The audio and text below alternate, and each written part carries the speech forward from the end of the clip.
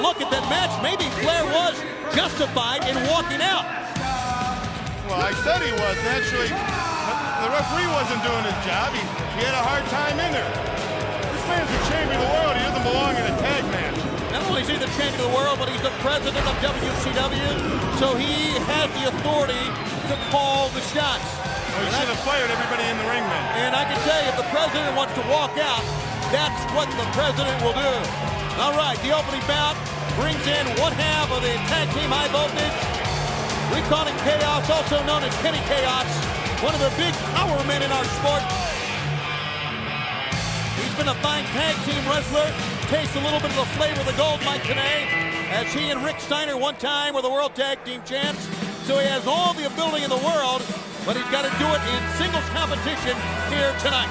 And we've seen the success that someone like Booker T has had, making that flawless transition from tag team competitor to singles wrestler. And Kenny Kaos is going to see if he can pull off the same situation, going one-on-one this evening on Thunder as we open things up in Lexington against Bobby Duncan Jr.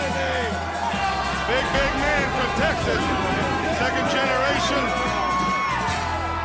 He's a real brawler, real scrapper is Bobby Duncan Jr. And if you look at the crowd we have on hand, well received here in on campus, the Southeast Conference, the Kentucky Wildcats, and the heritage they have in this great building. But be that as it may, it's nothing like when WCW comes to town and brings the greatest stars in the world. And here we go, the bell sounds. Kaos and Duncan Jr. to go at it. I think Duncan really brings a little bit more reckless abandon to the ring than Kaos does, although Kaos, a big, powerful guy. I think, obviously, Duncan, the more of a brawler of the two men. And, of course, Bobby Duncan Jr. holds quite an experience edge over Kenny Kaos internationally, over in Japan, domestically here in the United States with World Championship Wrestling. And Bobby Heenan, I know you can relate to this fact. Bobby Duncan Jr. grew up around this sport, so there's an inherent advantage there, too, with his father being a longtime professional wrestler. And his father also played professional football for the St. Louis Cardinals, played in Canada, raised this young man here to follow in his footsteps. Same demeanor, same style as his father, except I think he's a lot faster. Pick up. And he's meaner. I think he's got a meaner streak than his dad did. Missed an elbow drop as Kaos calmly rolls out of the way. Forearm shot, and Duncan back up against the far side ropes. We're talking about the new world champion, our president, Nature Boy Ric Flair. As a matter of fact, the world champion is here tonight. And we're going to be hearing from him later on in this telecast. As Duncan takes a tumble on the outside, Kaos would serve well, I would think, maybe to go out and get him here to try to be a little bit more aggressive. You know, guys, we're all witnessing history. You realize there has never been a heavyweight champion of the world that was also president of a wrestling organization. That makes Ric Flair twice as difficult to deal with.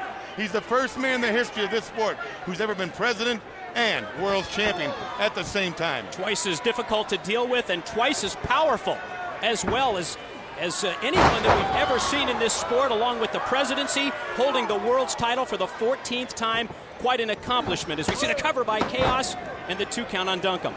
And many fans would say that Ric Flair has maybe a little bit of a surly attitude about him as well over the past couple of weeks, and I think it's justified. Here's a pickup, and Kaos put him down hard that time. Ric Flair is entirely justified in any attitude that he has. Think of what he's endured. Think of all the battles he had to go through to get where he is. 1, 2. Think of Ric Flair.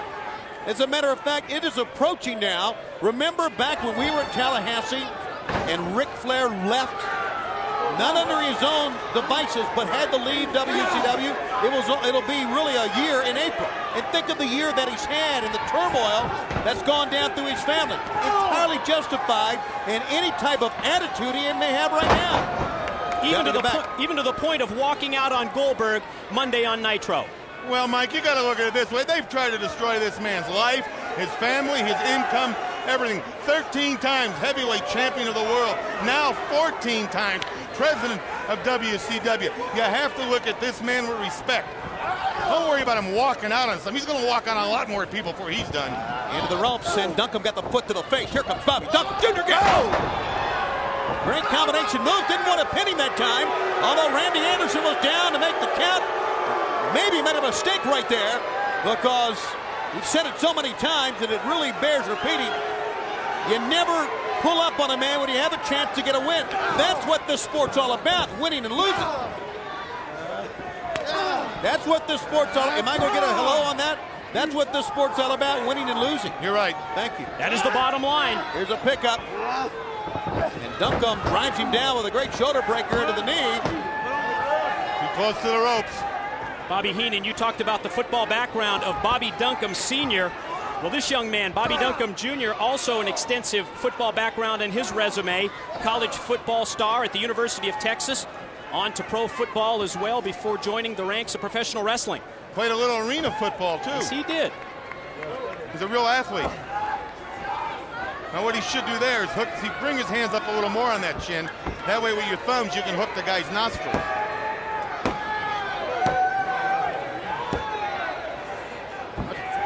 Vivid picture right there of that. Thumb in the nostrils. Two thumbs in the nostrils. Two thumbs in the nostrils. Double thumber, we call it. Well, the fraternity of wrestling. I understand. Picking up here. Trying to get him back up. Kaos comes away with a back elbow. Boy, Duncan just using that power. Put him down hard. He's up on the middle. Turnbuckle, and he's down with an elbow drop. Another great move.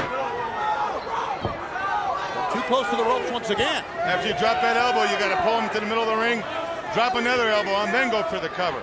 Get him where he can't get out. That has been the biggest drawback to Bobby Duncan in this opening matchup against Kenny Kaos. Just poor ring positioning on his pinfall attempts. Kaos walks right into the boot, but recovers with a power slam.